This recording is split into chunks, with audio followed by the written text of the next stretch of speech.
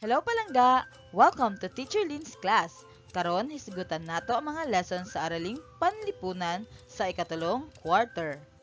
Kini ang mga leksyon nato karong adlaw. Ang kinaiyahang bahandi sa komunidad ko. Mga problema sa komunidad ko, magpakabana ako. Katungdanan sa kinaiyahan, buluhaton sa tanan. Personal nga katungdanan sa pag-amping sa palibot. Amdam na ba ka? Sige, sugdan ta! Para sa atong review, tanawa ang mga hulagway. Ilha ang mga kasaulugang kultural nga gipakita. Pilia sa kahon ang saktong tubag. Unsa kini nga kasaulugang kultural? Adlaw sa patay, Pasko, Pista, Hari Raya Puasa, o Semana Santa. Ang saktong tubag, Semana Santa. Parte sa Semana Santa ang pagbadlis o Ash Wednesday. Unsa nga kasaulugang kultural ang gipakita sa hulagway? Tama, Pasko kini. Adunay Christmas tree, parol, og mga regalo. Unsa nga kasaulugang kultural ang gipakita? Adlaw sa patay ang tubag. Unsa nga kasaulugang kultural ang gipakita sa hulagway? Ang saktong tubag, Hari Raya Puasa. Kini ang katapusang adlaw sa Ramadan. Unsa nga kasaulugang kultural ang gipakita sa hulagway? Pista ang saktong tubag. Adunay banda kada pista. Sakto ba ang imong tubag sa mga kasaulugang kultural? Awesome! Kini ang atong unang leksyon karong adlaw, ang kinaiyahang bahandi sa komunidad ko. Bahandi o yaman sa kinaiyahan ang tawag sa mga butang nga binuhat sa Dios o Allah nga makahatag og maayong panginabuhian o trabaho sa mga tawong nagpuyo sa usa ka dapit. Pananglitan, bukid, yuta, suba, dagat, ug uban pa. Kinahanglan ampingan kining mga bahandia kay dili makahimo ang tawo niini. Sa panahon nga ang kinaiyahan maabuso o madaot na, wala nay sikin sa pa ang makapuli niining mga butanga. Aduna kitay duha ka klase nga mga bahandi. Yuta o yamang lupa, tubig o yamang tubig. Atong tagsa-tagsaon ang mga bahandi sa yuta. Una, mga kahoy. Adunay mga punuan nga dili mamunga, aduna po'y punuan nga mamunga.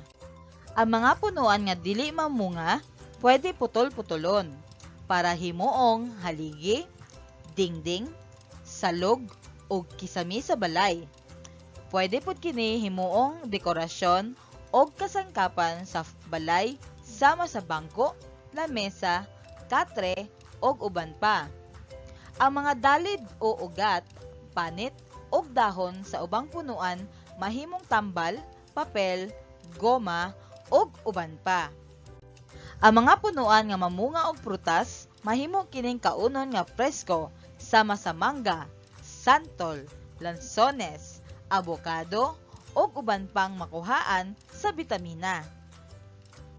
Usa sa mga bahandi sa yuta ang mga talamnon. Adunay talamnon nga mamulak ug aduna po'y talamnon nga mahimong tambal. Adunay mga talamnon nga mamulak sa palibot ug daghatag kini og kahumot ug kaanindot. Sa laing bahin adunay mga talamnon nga makuhaan sa pagkaon sama sa mga utanon ug prutas.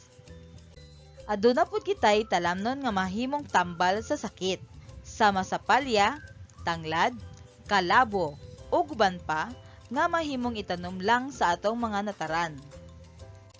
Daghan ang mga talamnon sa palibot nga motubo sa bisan asa nga dili itanom ug atimanon. Makita usab sa bisan asa nga komunidad ang tanom nga ginaatiman sama sa humay, mais, tubo, tabako ug uban pa. Usa sa mga bahandi sa yuta ang mga mananap. Ang mga mananap pwedeng himuon nga pagkaon ug makalingaw sa atong panimalay. Adunay mga parte sa mananap nga pwedeng mapuslan. Gawas sa karne, daghan pang makuha nga pagkaon sama sa gatas ug itlog. Aduna pud kitay mga bahandi sa tubig. Kini ang mga kuhaanan sa ilimnon sa tawo ug mananap. Gikinahanglan sa tawo ang limpyo nga tubig. Kada adlaw, muinom kita og tubig nga dili moubos sa 8 ka baso. Ang mga tanom ug mga mananap nagkinahanglan usab og tubig nga gikan sa sapa ug tuburan aron mabuhi ug mapuslan sa mga tawo. Ang tubig isa pud sa kuhaanan sa pagkaon. Nagkalain-lain nga pagkaon ang makuha gikan sa tubig. Adunay isda, ulang, nukos ug uban pang mga talamnon sa dagat. Importanteng bahin sa tawo ang pagkaon nga gikan sa katubigan tungod kay naghatag kini og sustansya sa atong panglawas. Ang tubig usab magamit sa paghimo og asin. Ang tubig sa dagat, kung paughon o ibulad sa adlaw, pwedeng mahimong asin. Kini importanteng mineral nga naghatag og kalami sa atong pagkaon. Ang tubig magamit pod isip agianan o transportasyon. Ang dakong hulma sa tubig sama sa dagat ug suba gigamit nga agianan sa mga sakyanang pangtubig sama sa baroto, barge o barko. Ang tubig mamahimong kuhaanan sa enerhiya o uban pang importanteng bahandi. Makahimo o makakuha og enerhiya sa kuryente gikan sa tubig. Pananglitan ang hydraulic power plant sa Maria Cristina Falls nga makita sa syudad sa Iligan. Ang komunidad adunay 2 ka matang sa bahandi sa kinaiyahan, gikan sa hulma sa yuta ug hulma sa tubig. Kini nga mga bahandi dako og katabang aron mapuslan sa mga tawo. Busa ang ngayan kini nga ampingan og amumahon aron magamit sa daghan pang mga henerasyon. Para niining buluhaton, tun-i ang mga mosunod nga hulagway og ilha kung asa kinigikan sa mga hulma sa yuta. Pilia ang letra sa insaktong tubag. Ang mga pilianan: A. Mga kahoy, B. Mga talamnon, C. Mga mananap, o D. Tanan sa nahisgutan. Asa gikan ang lamesa? A. Mga kahoy ang saktong tubag. Asa gikan ang mga prutas o gulay? Ang saktong tubag, B. Mga talamnon. Asa gikan ang bahay kubo? A. Mga kahoy ang saktong tubag. Asa gikan ang mga materyales sa pagbuhat og libro? A. Mga kahoy. Asa gikan ang fried chicken? C. Mga mananap. Gikinahanglan sa mga tawo ang mga bahandi sa kinaiyahan. Basaha ang mga hugpulong o sentences. Pilia sa kahon kung asa sa mga bahandi sa kinaiyahan ang mahaom ni ini. Number 1. Nisakay ka og barko patabok sa isla. A. Mga kahoy, B. Mga talamnon, C. Mga mananap, D. Kakuhaan og pagkaon sa dagat, o E. Magamit sa transportasyon sa dagat. Ang saktong tubag, E. Magamit sa transportasyon sa dagat. Number 2. Gusto ka mo inom og presko nga gatas? Unsa nga bahandi sa kinahiyahan ang mohaom niini? C. Mga mananap. Gikan sa mga mananap ang presko nga gatas. Number 3. Gusto ka mokaon og presko nga prutas o utan? Ang saktong tubag, B. Mga talamnon. Sa mga talamnon gikan ang presko nga prutas o utan. Number 4. Nagpalit si tatay og presko nga isda sa merkado. Ang saktong tubag, D. kakuhaan o pagkaon sa dagat. Number 5. Nagpahimo og balay ang imong tatay og nanay. Unsa nga bahandi sa kinaiyahan ang muhaom sa balay? A. Ang saktong tubag, mga kahoy. Sakto ba ang pagpili nimo sa mga bahandi sa kinaiyahan? You're the champ! Kini ang musunod nga leksyon nato karong adlaw. Mga problema sa komunidad ko, magpakabana ako. Ang kinaiyahan usa ka dakong grasya nga gihatag sa Dios o Allah kanato. Nahimo kining tinubdan o source sa atong panginahanglanon, busa ato kining amumahon, ampingan og mahalon. Pero dili susama ang hunahuna sa uban. Ila kining giabusaran, mao nga dunay mga problema sa atong palibot nga angayan natong tagaan og dakong pagtagad og sulbaron kini sa hinay-hinay. Adunay nagkalain-laing problema sa komunidad. Una, ang problema gikan sa kinaiyahan o natural calamities, sama sa baha, linog, ug uban pa. Ikaduha, ang problema nga mugna sa tawo o man-made calamities, sama sa pagputol sa mga kahoy nga maoy hinungdan sa pagbaha, pagtukod sa mga pabrika nga hinungdan sa polusyon, ug uban pa. Isa sa mga problema nato sa komunidad ang polusyon sa tubig. Nahitabo kini tungod sa sayop nga paglabay sa basura ngadto sa atong katubigan ug tungod usab kay nagkadaghan na ang mga tawo sa komunidad nga maoy hinungdan nga nahugaw ug kontaminado ang atong katubigan. Problema pod sa atong komunidad ang polusyon sa hangin. Resulta kini sa mga basura nga gilabay bisan asa nga mo'y nakahatag og kabaho sa hangin. Apil usab niini ang dautan nga hangin nga gibuga sa tambutso sa mga Problema pod sa komunidad ang pagdipis sa ozone layer. Ang ozone layer mao ang nagprotekta kanato sa sobra nga init gikan sa adlaw. Nanipis kini gumikan sa lain-laing polusyon nga ginahimo sa tawo. Problema pod ang global warming ug climate change. Mao kini ang nasinati nga pagtaas sa kasagarang temperatura sa kawanangan ug kadagatan sa kalibutan.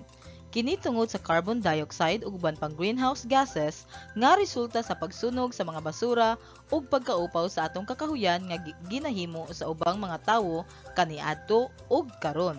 Tungod niini nitaas ang level sa atong kadagatan na bago ang panahon sa ting-ulan, dali rang mubaha ug adunay taas nga hulaw.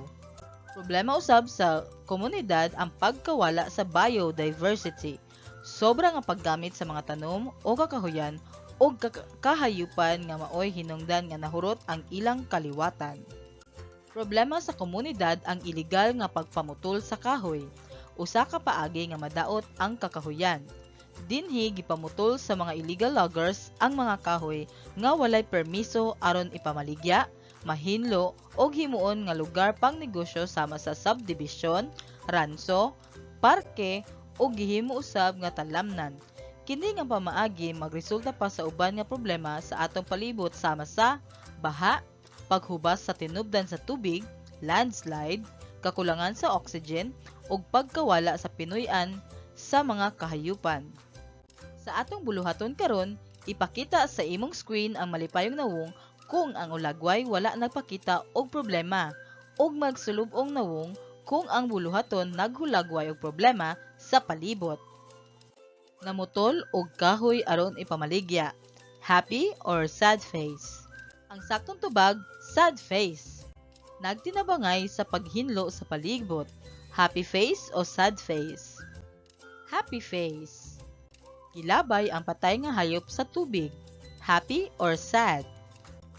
Sad face. Gipangdakop ang mga tuko aron ipamaligya. Happy o sad? Sad face. Nagbutang og duha ka basurahan ang kada panimalay o gipangmarkahan sa malata ug dili malata. Happy o sad? Happy. Natubag mo ba nga insakto ang mga pangutana? You the best. Kini ang sunod nato nga leksyon karong adlaw. Katungdanan sa kinaiyahan, buluhaton sa tanan. Katundanan o responsibilidad sa matag usa nga atimanon ang mga nagkandaiyang bahandi sa atong kinaiyahan. Kay kini nga mga bahandi sa kinaiyahan mahimong madaot o mawala kung kini atong pasagdan o abusahan. Ang mga mosunod ang mga katungdanan o buluhaton ngadto sa kinaiyahan.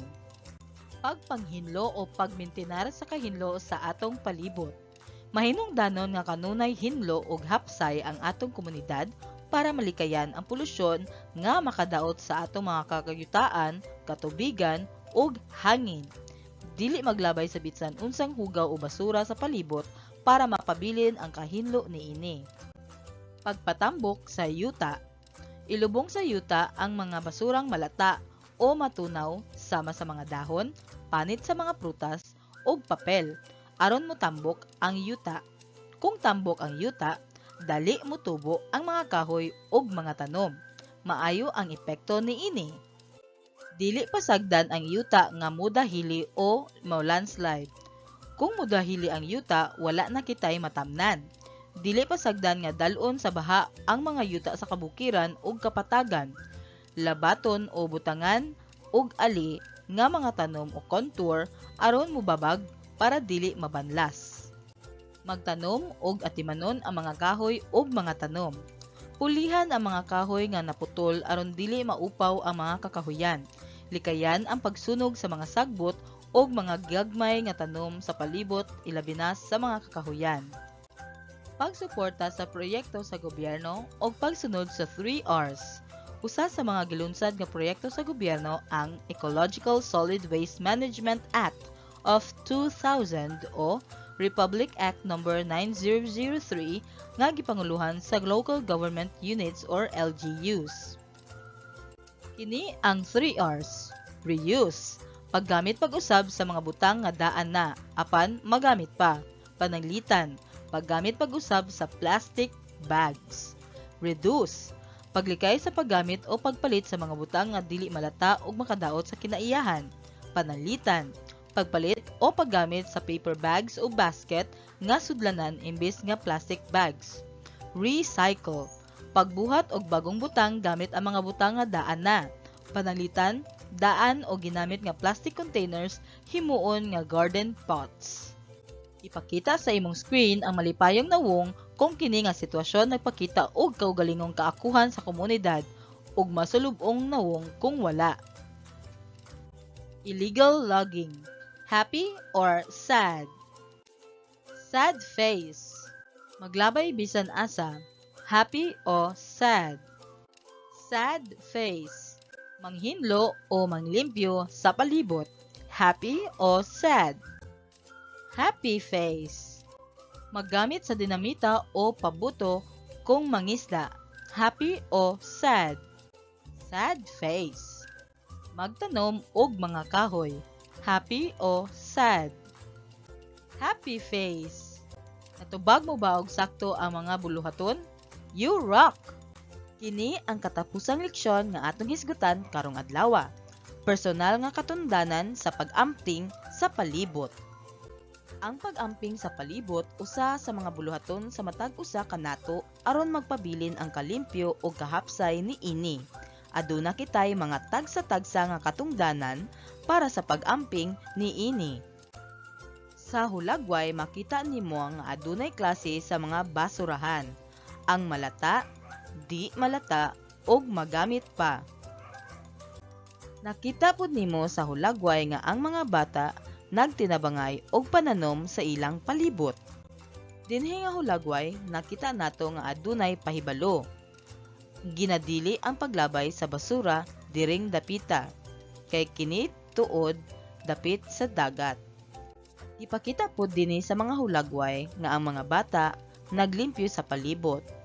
Ang batang lalaki nagkalot og bangag para maglabay sa malata nga basura.